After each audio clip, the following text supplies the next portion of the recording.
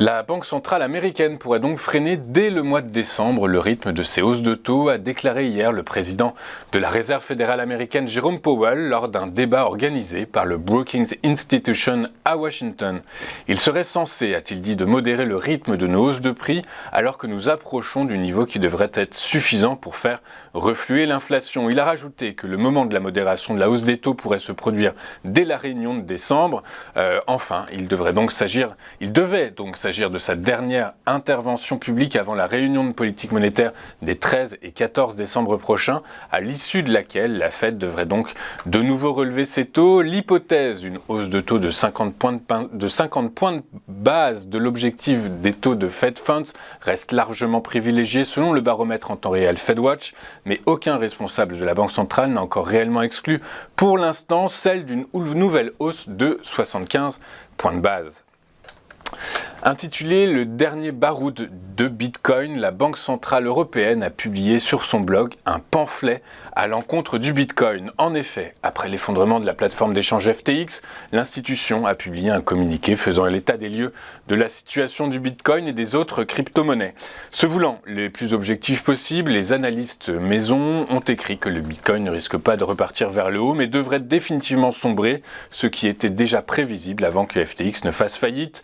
En outre, malgré les ambitions initiales de Satoshi Nakamoto de créer une monnaie mondiale décentralisée, la BCE estime que la conception et les lacunes technologiques du Bitcoin le rendent discutable en tant que moyen de paiement. Il rajoute que les monnaies virtuelles ne conviennent pas non plus en tant qu'investissement et son évolution ne résulte que de la pure spéculation. Enfin, le blog de la BCE estime que la régulation ne doit pas être assimilée à une approbation. Rappelons qu'en début de semaine, la présidente de la BCE, Christine Lagarde, a déclaré que le projet de règlement européen portant sur les cryptoactifs MiCA, en cours de discussion, devrait sans doute être élargi à l'avenir. Ces propos ont été interprétés comme une allusion au Bitcoin. Or, je vous rappelle que ce dernier n'entre pas dans le champ actuel d'application du règlement MiCA car il n'est lié à aucune entité juridique basée dans l'Union européenne, ce qui signifie que les futures règles ne pourraient s'appliquer qu'aux plateformes d'échange.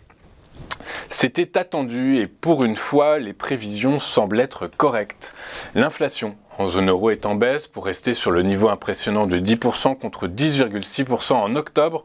Il s'agit de la première baisse depuis juin 2021 grâce à une accalmie sur les tarifs de l'énergie, a annoncé hier Eurostat. Les prix de l'énergie ont progressé de 34,9% en rythme annuel après 41,5% en octobre. La flambée des prix de l'alimentation, y compris alcool et tabac, a cependant continué à s'accélérer à 13,6% en progression de 0,5 points par rapport au mois précédent.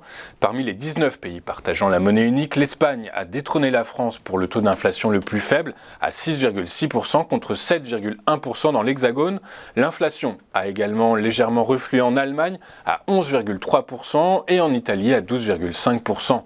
Le recul de l'inflation en novembre devrait alléger la pression sur la Banque centrale européenne, engagée dans un mouvement de hausse de ses taux directeurs.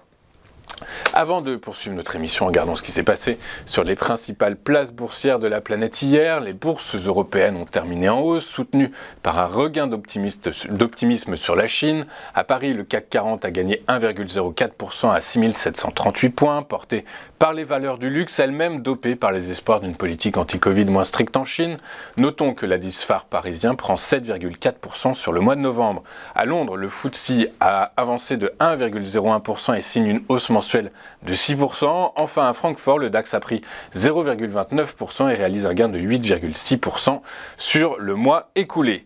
Les marchés financiers à New York ont fini en nette hausse hier, portés par les propos du président de la Réserve fédérale américaine, Jerome Powell, qui a laissé entendre que le rythme des hausses de taux pourrait diminuer.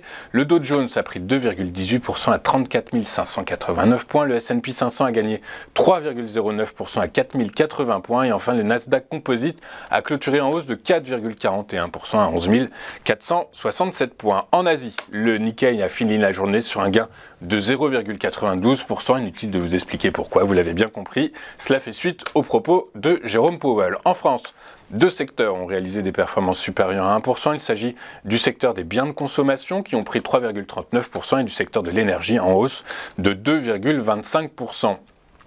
Trigano a réalisé la meilleure performance sur le SBF 120. Le titre a pris 6,8% à 119,40 € après avoir publié un bénéfice net annuel record malgré des problèmes d'approvisionnement. On verra ça tout à l'heure dans les Market Movers avec Antoine Fraisse-Soulier. Rexel est le titre qui a reculé le plus. Il a cédé 6,08% à 17,45 € après qu'Exane BNP Paribas passe de surperformance à sous-performance en visant un cours à 17 €. Les cours du pétrole ont continué de grimper, portés par la possibilité d'une réduction de production de l'Organisation des pays exportateurs de pétrole et de ses alliés de l'accord OPEP+. Le prix du baril de Brent de la mer du Nord pour livraison en janvier, dont c'était le dernier jour de cotation, a fini en hausse de 2,89% à 85,43 $. Le baril de WTI également avec échéance en janvier a lui gagné 3% à 80,55 $. Enfin, du côté des crypto-monnaies, le Bitcoin a franchi la barre des 17 000 $ après son gain de 3,91% et l'Ethereum a lui bondi de 6,07% à 1295 $. Nous allons marquer une toute première pause et juste après nous filerons à la Bourse de Paris pour une analyse de l'indice phare parisien en compagnie de Xavier Fenot. À tout de suite sur Téléfinance.